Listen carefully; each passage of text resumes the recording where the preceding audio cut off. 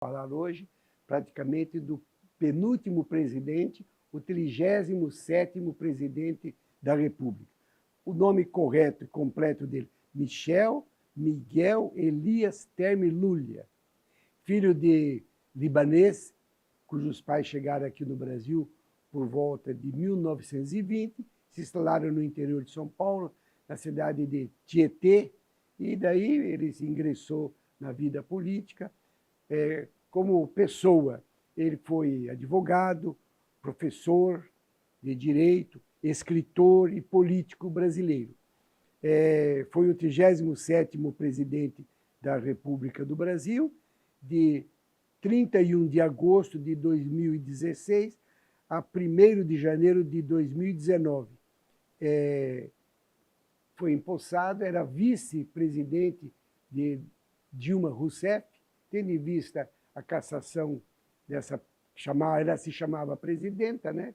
Ele assume na condição de vice-presidente. Não, portanto, ele não teve vice-presidente, de vice-presidente. Presidente não deixou vice.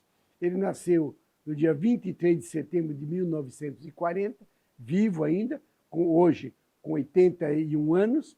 Ele pertence ao PMDB, sempre militou no PMDB. Ele é casado com Marcela Temer, em 2013, segundas núpcias, e tem 3 filhos, Michel Miguel Elias Terme Lulia, Luciana Toledo Temer e Eduardo Ferraz Terme Lulia. Como eu já falei, ele é filho de libanês, ele teve muitas atividades antes de assumir o cargo de presidente, sucedendo Dilma Rousseff. Ele é um grande professor, mestre, doutor em Direito Constitucional, professor e diretor do curso de Direito da USP. Ele é um grande escritor na área do Direito Constitucional, um grande professor, escreveu muitas obras, mais de 10 ou 12 obras nessa área do direito, principalmente o direito constitucional, que era a área de atuação dele no magistério. Ele foi assim, destacado professor, emérito professor, tanto da USP como da PUC, ocupou muitos cargos. E em termos de São Paulo era o núcleo político dele. Pela sua condição de professor de Direito Constitucional, ocupou o cargo de procurador-geral da Procuradoria da Cidade de São Paulo. Nos governos anteriores foi procurador-geral da República e ocupou muitos cargos nessa linha onde se exige o conhecimento do direito constitucional. Ele, como atividade sindical, ele foi membro do Instituto Ibero-Americano de Direito Constitucional. Portanto, estamos falando de uma pessoa de um grande conhecimento, um conhecimento admirável em relação à questão do direito. Portanto, enquanto presidente, que durou apenas 2 anos, ele encaminhou muitos projetos, que nós vamos falar mais tarde, que mudou um pouco a face da nossa economia, principalmente. Bem, em seu governo foram aprovadas várias medidas na área econômica, porque ele, quando assumiu o governo deixado pela Dilma, já vinha um desastre. O governo vinha sofrendo grandes inflações, grandes dívidas, a corrupção estava de tal forma que se tornaria o país ingovernável, não fosse também a atuação dele, contudo. Ele, para evitar os gastos públicos, o país se tornar governável, através da PEC 55, ele impôs limites futuros no orçamento. É o que está trazendo hoje um grande questionamento junto ao ministro Guedes, que não pode furar o teto, é chamado o teto de ouro, não pode ser furado, sob pena do presidente perder o cargo como infração administrativa. Então, ele batalhou muito nesse sentido e criou uma certa nuvem protetora com relação ao orçamento. É o que permite os governos fazerem aquilo que a lei lhe autoriza e não aquilo que eles querem politicamente. Hoje é o grande problema com essa pandemia, esses custos incontroláveis, que principalmente a vacina, o governo se vê obrigado a destinar recursos de outras áreas para atender a saúde. Isso leva o ministro da Saúde a ter a tentação de furar o teto para continuar administrando o país. Então, assim que ele assumiu em substituição à presidente Dilma, segundo o IBGE, ele reduziu a taxa de inflação de 9,32 para 2,76. Isso foi um freio nos custos do país.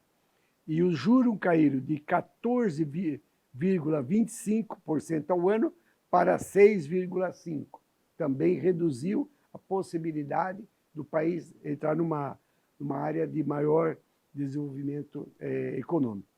A Petrobras era uma empresa que vinha dando prejuízo contínuo.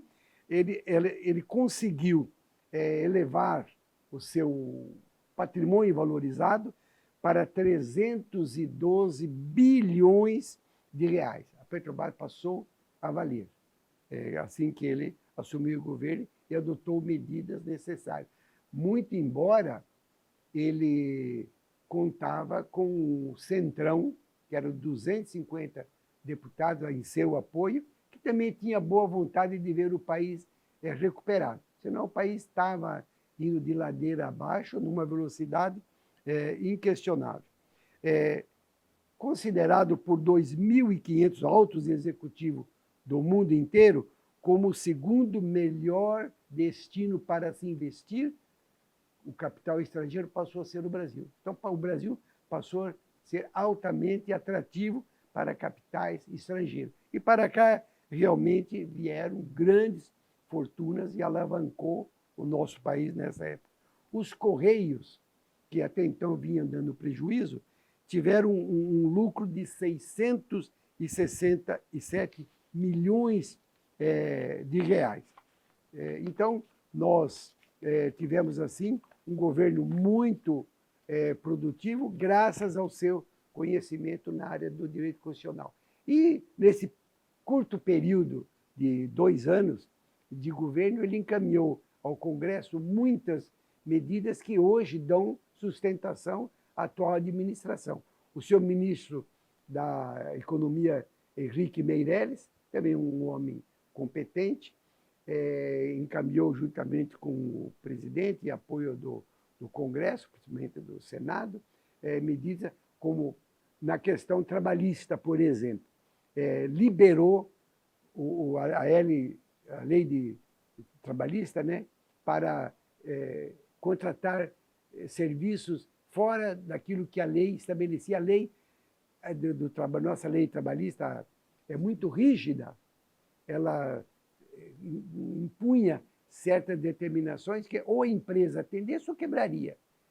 Ele conseguiu dar uma certa abertura na nossa lei trabalhista e trazendo outras medidas que possibilitou o empregado a trabalhar mais horas e mais dias e passou, ao invés da lei ser